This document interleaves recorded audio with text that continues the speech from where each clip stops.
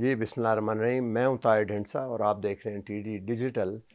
हम आज मुल्की हालात पे मुख्तसर सी बात करेंगे, क्योंकि मुल्की हालात इस किस्म के हैं जिसमें आर्टिफिशियलिटी मीडिया की तरफ से बहुत ज़्यादा ऐड होती जा रही है।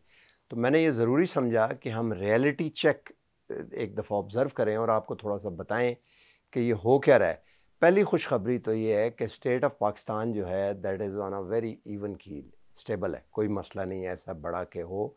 और पॉलिटिक्स में ज़ाहिर है एब एंड फ्लो रहता है, और आगे चल के ये क्या होने वाला है इसके बारे में हम आपको बताते हैं। हमारे साथ रहिए।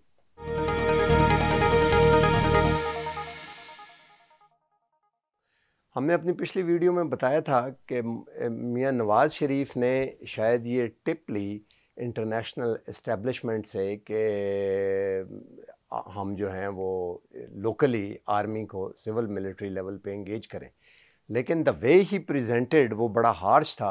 तो उससे लोकल लेवल पे पाकिस्तान में उन्हें बड़ा डिसएडवांटेज होना शुरू हो गया। इस वक्त अब सिचुएशन बड़ी क्लियर है कि वो जो उन्होंने हुकूमत के ख़िलाफ़ एक कार्रवाई करने का या अपने केसेस से अपनी जान छुड़ाने के लिए काम करना था, वो ज़ाहिर है स्टेट ऑफ पाकिस्तान के अगेंस्ट डायरेक्ट होती हुई नज़र आ रही है। इसके नतीजे में पॉलिटिकल पार्टीज़ के अंदर बड़ी डिसेंट होना शुरू हो गई। और हमने देखा कि बलूचिस्तान में जनरल कादर और उसके साथ साबका चीफ मिनिस्टर भी एक तरह से उन्होंने इनको छोड़ने के बाद अब नई पार्टीज़ ज्वाइन करने का उन्होंने एक तरह से ऐलान किया है। अभी तक बताया नहीं कि कहाँ होंगे। ज़ाहिर है वो अपना अगले इलेक्शन में और अपनी सीट का अपना वे अपने आप को वे करेंगे और पार्टीज़ भी उन्हें वे करेंगी और देन दे विल ज्वाइन। अब इस पीडीएम का मुस्तकबिल तो तकरीबन लगता है कि नॉट इज सील्ड।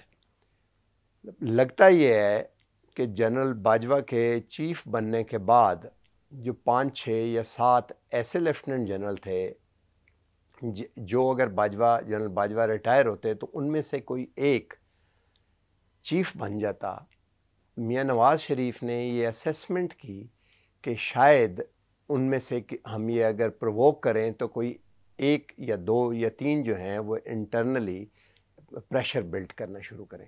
इसी तरह हमने देखा कि जनरल भट्ट को उन्होंने आईएसआई के जो चीफ थे जनरल मुशर्रफ के अगेंस्ट खड़ा कर दिया था, और आर्मी तकरीबन उस वक़्त लगता था कि आर्मी डिवाइड ना हो जाए कहीं। मैं ख़ुद एज ए जर्नलिस्ट, मैं हालांकि उस वक्त वो गया और मैं बिज़नेस रिकॉर्डर अखबार के साथ था उस वक़्त, तो मैं शाम के वक़्त गया और जाके मैंने जहाँ पे प्रेसिडेंसी और प्राइम मिनिस्टर हाउस आपस में मिलता है, वहाँ पे जाके मैंने अपने आप को देखा। मैंने जाके देखा कि देखूं क्या सूरत हाल है। तो इतने में एक कप्तान आ रहा था, उसके वर्दी पे नाम उसका क्यानी लिखा हुआ था। मैंने उससे पूछा कि चीफ़ किधर हैं, अंदर हैं? उसने कहा वे चीफ़। तो इस लेवल पे कन्फ्यूजन था उस वक्त एक्चुअली, और जनरल मुशर्रफ ने फ़ौरन ही कन्फ्यूजन ख़त्म कर दिया टेक ओवर करके, और आर्मी डिवाइड नहीं हुई। और बाद में हमें पता लगा कि स्वाय उस एक जर्नैल के जिसने हामी भरी, बाकी कोई राज़ी नहीं हुआ इस बात पे।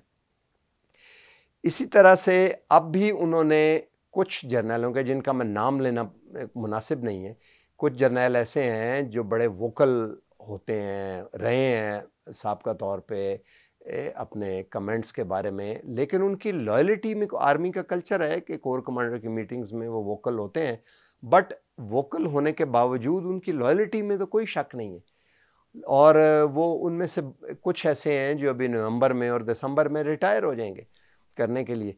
तो ये सिचुएशन अब क्लियर हो के सामने आई है, और शायद मौलाना फजलुर रहमान भी उसी आस में उनके साथ चले थे।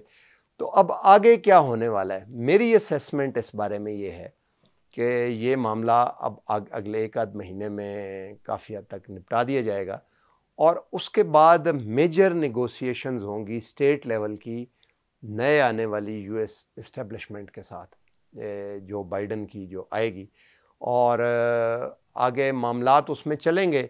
और आने वाले इलेक्शन में अभी तक मैं डिटेल किसी वक्त आपको फिर बताऊंगा। मुझे ये लगता है कि पीपल्स पार्टी और मुस्लिम लीग काफ, जो कि परवेज़ इलाही जिसे और रिप्रेजेंट करते हैं चौधरी शुजात भी, इनकी कोलिशन से सेंटर में गवर्नमेंट बनेगी, और पीपल्स पार्टी की शायद हो सकता है एज़ यूजुअल फिर सिंध में गवर्नमेंट बने, लेकिन इससे भी ज़्यादा कमज़ोर इस दफ़ा से ज़्यादा आगे चलने के लिए।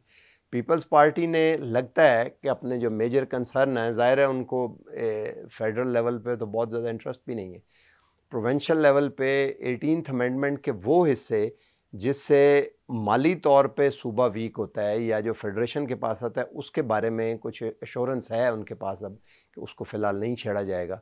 और गिलगित बल्तिस्तान के बारे में जब रेजोल्यूशन आएगी सूबे से तो उसको वो सेकंड करेंगे। तो लगता है ये कि अब आगे नेगोशिएशन इस तरह होंगी। एक बात हम हमेशा भूल जाते हैं कि जहांगीर तरीन और शेख रशीद ख़ुद और बाकी भी जितने लोग हम इस वक्त पीटीआई में देख रहे हैं, और फवाद चौधरी भी किसी हद तक, ये सारे काफ लीग का हिस्सा थे जनरल मुशर्रफ के दौर में। और अगर मुस्लिम लीग नून कमज़ोर हो जाती है, जिसका मतलब ये है कि शरीफ फैमिली के कंट्रोल से बाहर निकल जाती है, तो उसका नतीजा ये होगा कि वहाँ पे रहने वाले बहुत से लोग जो हैं वो दोबारा से कोशिश करेंगे काफ लीग में जाएं। मिसाल के तौर पे हुमायूं अख्तर जो पहले यहाँ थे, फिर काफ लीग में वज़ीर आज़म बनने लगे और परवेज़ इलाही ने नहीं बनने दिया उनको, वो काफ लीग में थे, वो फिर नून लीग उन्होंने ज्वाइन की और अब वो हुकूमत के साथ है। और उनके लिए काफ लीग में जाना कोई बड़ी बात नहीं है इलेक्शन के लिए। तो ये हम समझते हैं कि ये सिलसिला चलता रहेगा और आने वाले 3 साल पीटीआई की हुकूमत रहेगी, मिड टर्म इलेक्शन नहीं होंगे। इस दौरान जो बड़ी बड़ी चीज़ें हैं वो फॉरेन फ्रंट पे गवर्नमेंट ने और इस्टेब्लिशमेंट ने मिल के अचीव की हैं, इन्हें मज़ीद कंसोलिडेट किया जाएगा। पाकिस्तान की इकॉनमी जो है वो बिल्कुल ब्रिंक से रेस्क्यू हुई है और अब किसी हद तक पेपर पे फिजिकल डेफिसिट और ये जो इस तरह की हम चीज़ें लेते हैं पेपर पे स्टेबल है। पावर्टी बहुत ज़्यादा है और महंगाई बहुत ज़्यादा है, गरीब आदमी बहुत पिस गए, क्योंकि बिल्कुल जब पिछली गवर्नमेंट गई है तो मुल्क ब्रिंक ऑफ कोलैप्स पे था। एक दफ़ा फिर मुल्क को खड़ा करने के लिए गरीब आदमी का ही खून निचोड़ा गया है आईएमएफ के ज़रिए, और ज़ाहिर है यही होता भी यही है, क्योंकि बड़ों ने तो जो लूटे होते हैं वो उनसे छीनने पड़ते हैं, वो तो देते नहीं। गरीब आदमी का क्योंकि मुल्क होता है टैक्स लगा के, तो गरीब लोगों ने, इस मुल्क के अवाम ने फिर एक दफ़ा इस मुल्क को दोबारा अपने पाँव पे काफ़ी हद तक खड़ा किया। तो ये है वो सिचुएशन कि आने वाली गवर्नमेंट मुस्लिम लीग, काफ जिसको परवेज़ इलाही हेड करेंगे और पीपल्स पार्टी की कम्बिनेशन से शायद आगे चले। सूबा सरहद में हो सकता है पीटीआई की गवर्नमेंट ही रहे और बलूचिस्तान में कम्बिनेशन जो है पहले होता है नेशनलिस्ट पार्टीज़ भी और बाकी दूसरी जो मुस्लिम लीग नून से जो ब्लड निकल के दूसरी तरफ जा रहा है और बाकी पार्टीज़ भी। तो ये है वो सिलसिला। एक और चीज़ अहम है बुनियादी तौर पे, बल्तिस्तान में इलेक्शन हो रहे हैं, अभी तक की असेसमेंट यही है कि पीपल्स पार्टी कोलिशन करके गवर्नमेंट बनाएगी। उसमें पीटीआई भी हो सकती है और उसमें JUIF भी हो सकती है।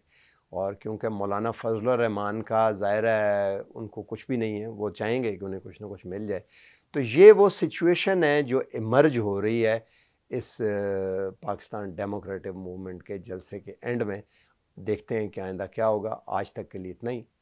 देखते रहिए हमारे वीडियो और चैनल को लाइक और सब्सक्राइब करें। शुक्रिया।